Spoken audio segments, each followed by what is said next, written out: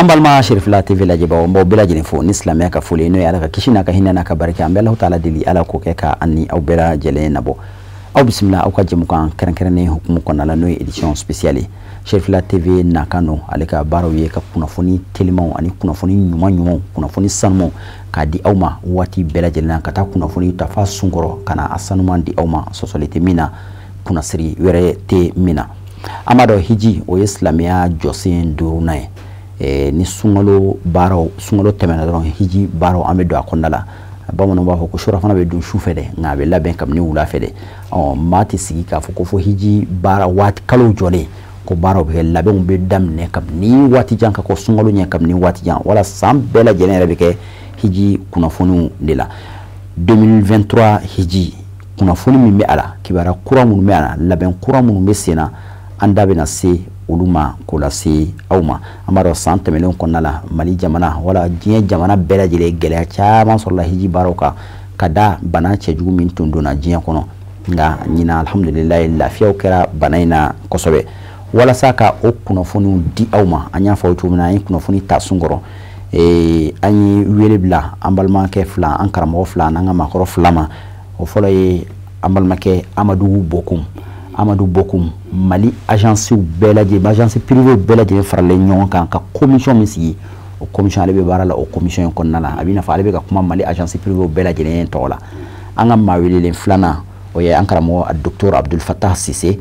maison de haji yoro mi la beneno hiji bara belaje kama o nyamo baye ale no o directeur général ani nonu de bena je ka jamukan la señon fewi ankara mo Amadou dakunya fla foli ka yana gado jam kamuno Allahumma salli ala sayyidina Muhammad wa ali Muhammad ambe Sherifla TV fo ko barkada ina site ya TV nina ni ka on yere de manga bara de la parce que tant que les communication té faut te femme vraiment ba fo ka barkada bon vraiment bara ni ala ka nyamu amin ya rabbal alamin voilà docteur dakunya fla foli ka alhamdulillah rabbil alamin bismillahir rahmanir rahim kan kifo ka anga fele bagaw be fo ka anga technicien mono be ka bara be nyana wo fana ko fo wala ka duawu ke fana ala ka ambe sababu amin ya rabbal alamin ame na directeur la directeur angongo maison ni haji directeur maison ni haji mamunu ye hiji ke oluba do mawba do mawtam be taji hiji baroke maison ni haji kono sega dakunya fla kono maison ni haji yere sojumeno ani aka joro yume jamana kono bismillahir rahmanir rahim alhamdulillahi rabbil alamin maison de haji et direction générale de EPA de do établissement public à caractère administratif cela veut dire que jamana yara ka service baro de do o de maison de haji alhamdulillah loi de la maison de haji la bi loi de création de la maison de haji même ba yara ka fo ko maison de haji yara ka mission et organisation et gestion du pèlerinage. Manaka hiji yara organisé, ka hiji yara géré, ou des maisons de haji yara ka barré. Mali là, Arabie Saoudite là, avec Europe là. Donc, ou des maisons de haji ka barra principale. Donc, barra fait min gloren doni barra na, a bébé nyana bo maison de haji là. Surtout loi mintara, conseil na, mois de juin passé 2022 là au de loi Tara ka fo comme maison de haji à la responsabilité opérationnelle du pèlerinage. Cela veut dire que maison hiji yere à responsabilité bébé nyanabo maison de haji jamana yere de otaka dima par loi à décret fana décret d'application fana bedlananda décret de fonctionnement de la maison de Hajj ani décret mbe organisation befo ani cahier de charges min dlana fana et agence de voyage kama pour que vraiment agence de voyage non be kase ko barake sharia kono donc ka fouiller dron maison de Hajj et hiji wo bibina a bede wala a bede be sharia minan kono donc loi utara décret utara arrêté utara décision utara ani cahier de charge a be donc a totara dron ango baran nu walaya pour que mali hiji den kase ka lafiya aka hiji ko alhamdulillah am singana beaucoup maison haji agence privée fana joro mi maison haji kola alhamdulillah rabbil alamin on joro bade wala parce que maison haji on sont la forêt d'abord on est de kama parce que nous privé la 85% du quota malien avait privé de boulot. donc ni y'a jateminɛ o pèlerin ninnu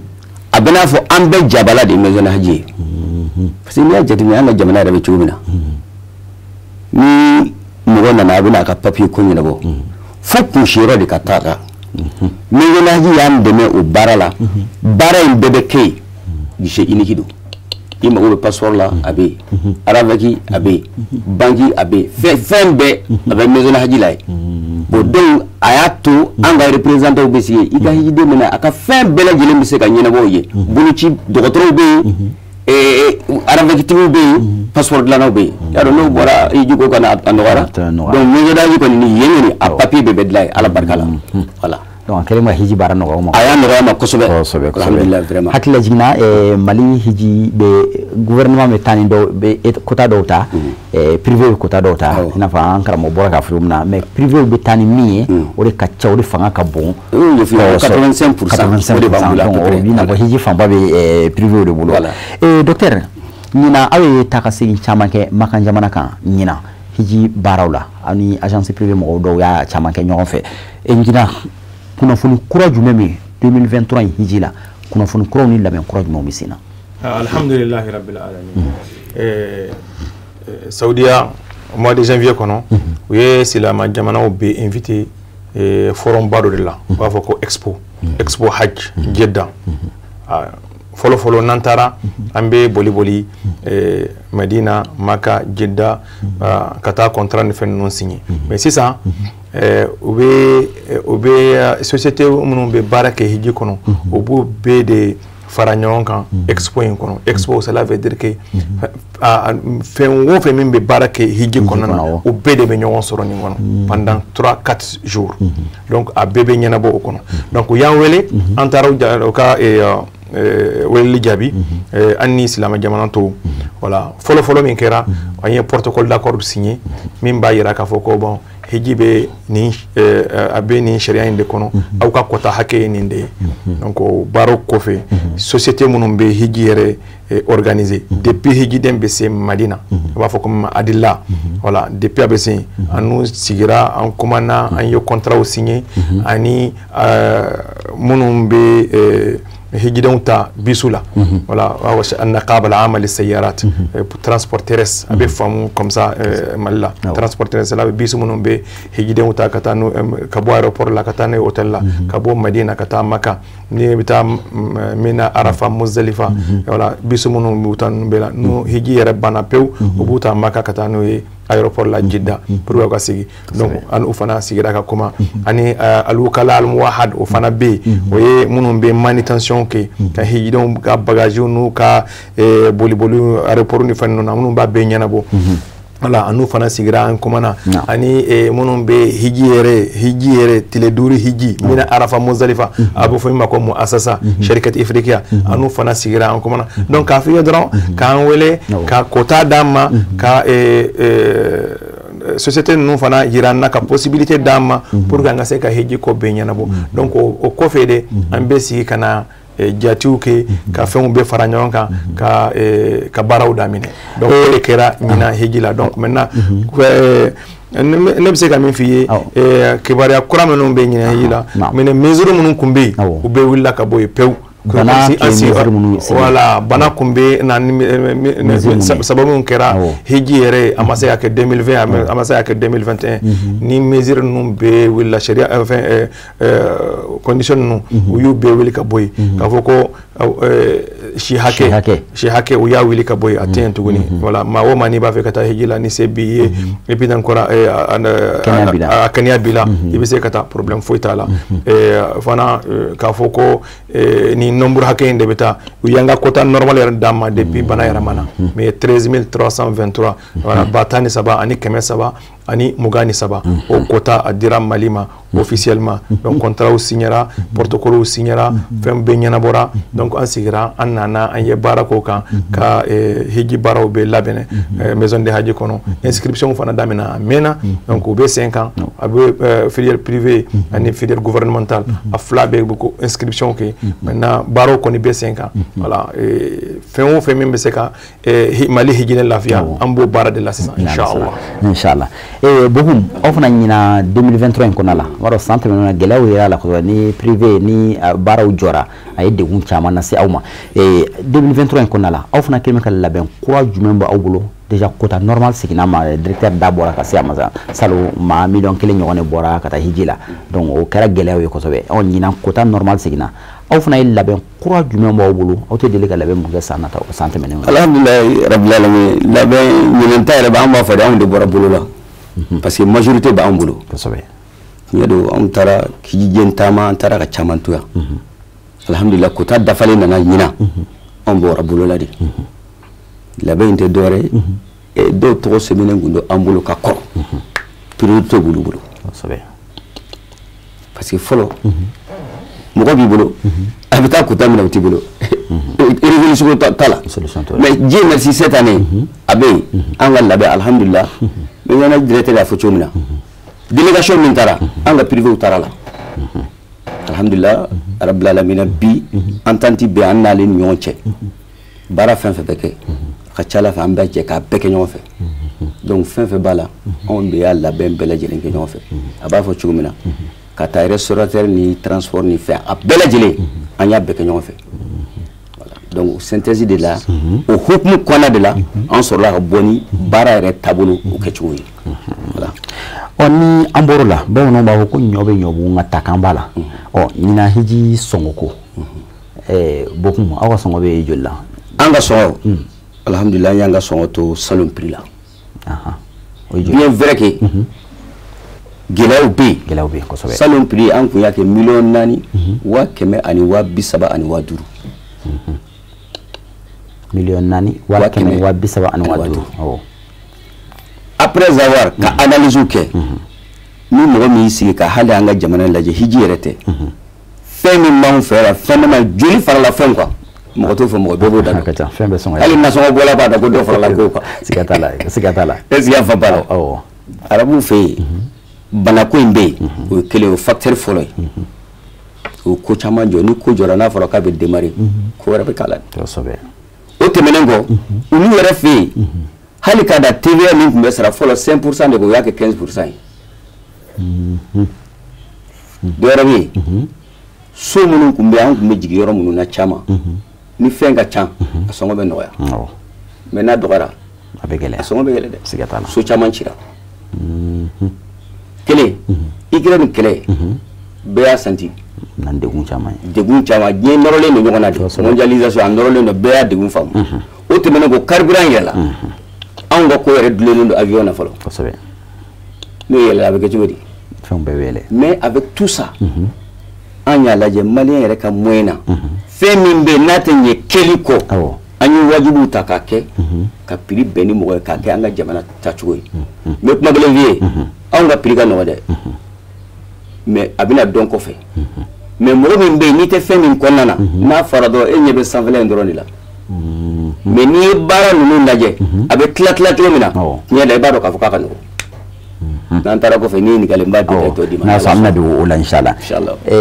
mudir afana gouvernement fana ta fanfe prix ko be chugodi alhamdulillah rabbil alamin prix ko pour ya se ka fam ben ndado ala ka fo mo ye pour ka mo se ka do mindo prix ko abe damina folo ambe mi mako shari saoudien saudia yere ka jamana be prix mununsi voilà prix be sigi ne ko transport terrestre bisu mun be mawota wala o ka prix be ni ya jatimine wala ana transfert na ka fembe à peu près wabi woro we bisu mun be hijide muta ka uka déplacement be kenan déplacement be aéroport la kata hotel kabo Medina kata Makka Mina Arafa Muzdalifa Makka kabo Makka kata aéroport la Jeddah nimbe o wa fo mo transport terrestre naqabala amal siyarat à peu près wabi woro ni aka transfert na ka fembe faranyonka no borala do be wa fo mi mako sharikati Afrika hiji yere be nyana bo yoro minna ina fo comme Mina Arafa Muzdalifa adumniko nettoyage ana ji ana boli na fembe ana tanti wala tanti fen no be nyana bo o yere de kera ka yalma caman do hiji ko la parce que folo ni ya jati mini anaka transfert be ate wabi worobo mais sisan ni ye transfert na fam be fara ɲɔgɔn kan doni dɔrɔn de b'a ye je million kelen na sinon million kelen yɛrɛ de don a famuna donc ni nin bɛ bɔra la donc manutention wukala al muwahhad minnu bɛ manutention kɛ aéroport ni fɛn ninnu na olu ka wari à peu près 7000 ni ye saga sɔngɔ fara kan ka visa sɔngɔ fara kan ka assurance sɔngɔ fara kan a fana non a ma se o ma fɔlɔ donc ninnu de ye charge saoudiens ye wari minnu bɛ sara saudiya la ninnu de ye ni y'a bɛɛ fara ɲɔgɔn kan ninnu dɔrɔn i bɛ taa fo 1,600,000 sinon 1,700,000 a n'a ka transfert n'a ka fɛn bɛɛ donc ni ye kelen ye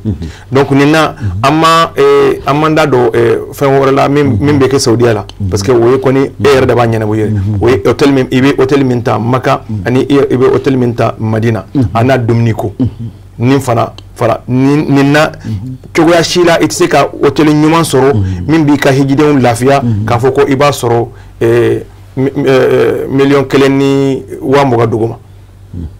voilà sinon million kelen ni 100,000 yɛrɛ n'i ko k'i b'a ɲuman yɛrɛ ta a n'a dumuni n'a ka fɛn n'a ka charge bɛ yen voilà cela veut dire ni hôtel taara hôtel bɛ taa a n'a charge bɛ yen dumuni b'a la fɛn bɛɛ b'a la parce que fo nin ka fɔ ka jaya dɔw yɛrɛ u b'a ta u bɛ Mali ta ka comparer jamana dɔ kan minnu u bɛ hôtel gansan ta dumuni t'a la non est-ce que an ka prix bɛ se ka kɛ kelen ye voilà san kelen dumuni kalo kelen dumuni bɛ kɛ yɔrɔ min na ani minnu tɛ dumuni yɛrɛ jate est-ce que a bɛ se ka kɛ a tɛ se ka kɛ kelen ye donc vraiment nin yɔrɔ in donc nin fana bɛ yen k'a fara nin bɛɛ kan e ye min fɔ o de b'a fara kan o de ka voilà o fana wari ka ca kosɛbɛ voilà i tɛ se k'a sɔrɔ million kelen duguma abadan sisan n'i ma i bɛ taa fɔ million kelen ni 50,000 sinon 60,000 70,000 yɛrɛ avion parce que an bɛ avion minnu ta o ye avion charter de minnu bɛ hijiden lafiya mana i tɛna taa boli aéroport kɔnɔ i bɛ taa n'i bɔra Bamako tout droit i bɛ taa fo Médine donc n'i bɛ segin fana Jeddah Bamako tout direct voilà maintenant k'a fɔ ko minɛn tora ni aéroport nin na ou bien karisa tunna ni aéroport na o kuma t'a la donc ni voyage ninnu ni avion ninnu ɲɔgɔnnaw u ka wari ka ca donc n'i ye nin bɛɛ fara ɲɔgɔn kan donc kuma min bɛ ka fɔ réseaux sociaux kan ani ŋunuŋunu kuma minnu bɛ ka fɔ u tɛ se ka kɛ tiɲɛ ye cogoya si la donc k'a f'i ye dɔrɔn Mali ka prix ye prix normal ye Mali ta in de ka nɔgɔn ni an ka kɛrɛfɛ jamana ninnu bɛɛ ye surtout n'i y'a lajɛ service minnu Mali bɛ service minnu di hijidenw ma surtout n'an bɛ se ka faamu yɛrɛ an bɛ se ka taa dɔrɔn comme ça an bɛɛ de tun bɛ hiji la hiji kɛra an bɛ se ka comparaison kɛ n'o de ye Mali ka hiji tun bɛ cogo di Mali hijidenw tun bɛ condition jumɛn na Mali ka hijidenw u ye joli sara ninnu u bɛ ka minnu ta k'a fɔ ko ninnu de ye exemple ye u ka nɔgɔ olu tun ye joli sara u tun bɛ condition jumɛn na ni comparaison bɛ kɛ a bɛ kɛ ninnu de ye voilà c'est très facile maintenant dɔrɔn k'a f'i ye fɛn o fɛn min fɔra réseaux sociaux kan a bɛ ŋunuŋunu kɔn ye a bɛ kɛn foyi t'a la a bɛ k'a fɔ dɔrɔn ka lagosi kumaw dɔrɔn de don donc o de ni nin fɔra n'a faamuna nin de ye an ye fɛn o fɛn fɔ an ma wari min bɛ sara Mali la yan parce que Mali la yan hijiden bɛ maison de haji ka frais fana sara Mali la yan musaka wɛrɛ fana bɛ yen i n'a fɔ comme uniforme i n'a fɔ comme formation minnu bɛ kɛ ani charge caman fana bɛ yen min bɛ fara nin bɛɛ kan donc k'a f'i ye Mali ka sɔngɔ hiji sɔngɔ c'est vraiment c'est justifié à 100% et Mali de kɛ nɔgɔ ni jamana bɛɛ ye surtout n'an y'a jateminɛ Mali bɛ service min di hijiden ma donc nin de bɛ k'a f'i ye hiji sɔngɔ kan donc Mali ta sigi Saudiens de b'a sigi a donnen don a bɛ se ka vérifier fana hali ni e dan ye dɔrɔn i ka taa internet kan ne ye minnu f'i ye transport terrestre ani hizam hadamat al mashaa'ir an b'a fɔ min ma ko mu'assasa ani al wukala al muwahhad ninnu ka sɔngɔ bɛɛ i bɛ se k'a bɛɛ sɔrɔ classe moyenne bɔlɔlɔ sanfɛ donc gouvernement ka prix ye joli ye ɲinan gouvernement ka prix ye ɲinan o ye 4,3 ani 70,000 ani wabi saba ni saba ani kɛmɛ fila ni bi seegin ani duuru o ye 4,166,425 o de ye gouvernement ka sɔngɔ ye mais hijiden dan ye dɔrɔn a kana n'a ka passeport ye passeport sɔngɔ tɛ nin na dɛ donc maintenant voilà passeport sɔngɔ tɛ nin na ni nin bɔra la voilà charge bɛ talen don nin prix in na 4,000,000 ani wabi saba ni saba ani kɛmɛ fila ani bi seegin ni duuru. aw fana ka prix passeport b'a la wa wala passeport t'a la. anw ka prix alhamdulilayi rabbil alamin anw ka prix a bɛɛ de b'a la. si c'est i bɛ jamana min kɔnɔ i kan k'o cogo dɔn. kosɛbɛ. an bɛ wolola yan mɔnɛ yan. maliyɛn en général surtout an ka mɔgɔkɔrɔbaw. a dɔw b'a la ni dugu taga tɛ u tɛ pièce yɛrɛ ta. o ye tiɲɛ. ni anw bɛ bila u ɲɛ k'u ka pièce ko ɲɛnabɔ. pièce ko bɛ ɲɛnabɔ. kabini wolosɛbɛn hali dɔw ka wolosɛbɛn. wolosɛbɛn i bɛ da don mais an bɛ bila ɲɛ a pièce i bɛ taa yan i bɛ taa yan anw de bɛ bila ɲɛ k'a ɲɛnabɔ. parce que n'a tora o don ma a dɔw tɛ ɲɛnabɔ. docteur da sera yɔrɔ dɔ ma mɔgɔw bɛ ka comparaison dɔw kɛ aw fana minnu ye privéw ye an ni jamana wɛrɛw ni ɲɔgɔn cɛ aw fana ka baara cogoyaw privéw la ani jamana wɛrɛw tɔw cɛw bolo. i b'a dɔn bama tubabu ko comparaison n'est pas raison. n'i ye compareli kɛ prix la mais pour ka tɛ compareli kɛ service la. c'est-à-dire mɔgɔ ma min faamu e bɛ taa dugu la i tɛ dugu dɔn i t'a kan mɛn fo mɔgɔ de ka bila i ɲɛ mais mɔgɔ min bɛ bila i ɲɛ ale bɛ service dɔ de kɛ o kana ɲinɛ ko o sara t'i bolo Mali hijiden alhamdulilayi an bɛ barika da la ye Mali hijiden bɛɛ bɛ dumuni kɛ ka tantan kɔrɔ a bɛ dumuni kɛ ka hôtel la an tɛ jamana tɔgɔ fɔ mais u b'anw ni minnu comparer n'i y'a jateminɛ anw bɛ hiji d'an ka an bɛ dumuni d'an ka hijidenw ma service bɛɛ an b'a k'a plein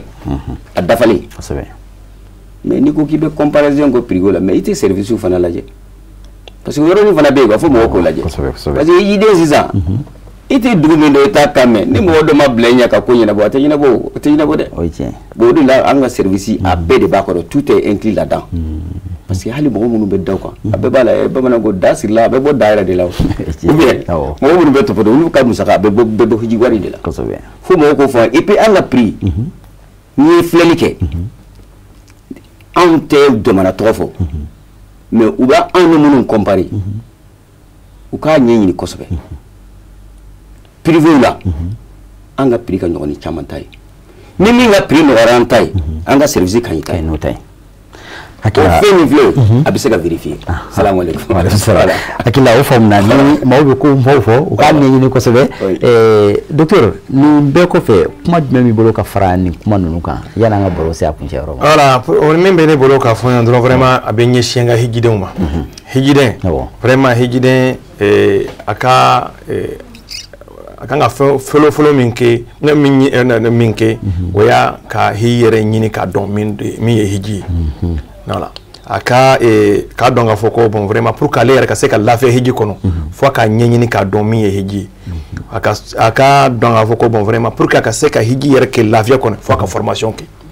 i bɛ privé la o i bɛ gouvernement na o maison de haki dayɛlɛn do formation bɛ ka kɛ privé ani gouvernement i bɛ na i b'i ka formation kɛ ni kɔni b'a fɛ ka taa hiji la f'i ka formation ɲuman kɛ n'i ma formation kɛ i bɛ taa dɔrɔn tɛ fɛn caman b'i je mais n'i y'a kɛ i yɛrɛ b'a dɔn k'a fɔ ko bon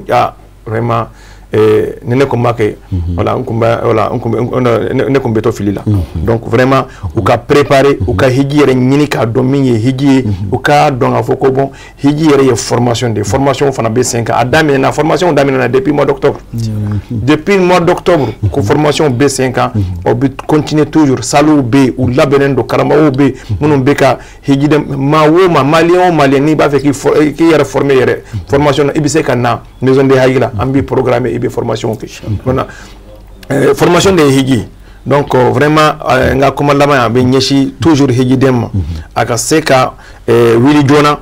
n'i bɛ taa privé o i bɛ taa gouvernement i bɛ wili joona i bɛ t'i ka inscription kɛ i b'i ka wari sara o de b'i lafiya hiji la mais n'i tora dernière minute la gɛlɛya caman bɛ se k'i sɔrɔ hiji kɔnɔna na donc vraiment an kɔni bɛ yan alhamdulilah comme n y'a f'i ye cogo min na maison de haki bilala sariya minɛn kɔnɔ a bɛ ka baara kɛ ni sariya ye agence fana bi bi in na olu fana alhamdulilah u ka cahier de charge bɛ yen u be ka bla sharia minon kono parce que sharia dilana nin bela bara be akeno de donc nin be la yini Mali ka se ka togo nyuma soro hijila Mali hijiden ka se ka lafiya donc Mali hijiden fana at se ka lafiya na ma wili jona voilà aka wili jona pour ka se ka fem be nyana bo aka wili jona pour ka se ka formation nyuma ki aka wili jona pour ka se ka hiji nyuma ki voilà donc vraiment o de bene bolo ka fo kuma labanna anga hijiden wi duwa ke halisa ala ka jamana basi amin ya rabbal alamin bokum da kurnya kuma ku ya be mu fo do da fraka babanango wili kuma do ako sai sengadi nin ko mun yaro mina naam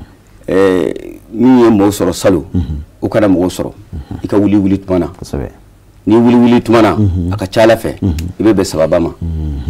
ka sigi ka hijite fenye ka foko mo bi sigi abe préparer de mi fe ga kuma damna soro fana gon abe do souverain mais abe la be depuis clé donc vraiment ama ni be fe be ka wili papier ko damna maison la haji la équipe bébé ikata do ka papier de la iki sigi ikata don kono dugutala ki ka duguta minansi ki sigi ka duguta don kono